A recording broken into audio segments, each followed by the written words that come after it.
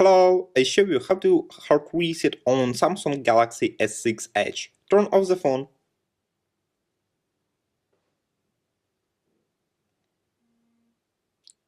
Next, press and hold the power button, volume up key and home button for a few seconds.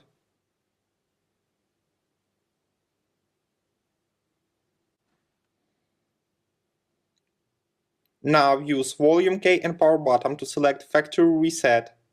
Then choose yes.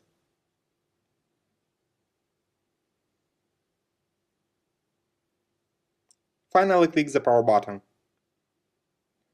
Your device will now restart. Successfully, the hard reset is completed now.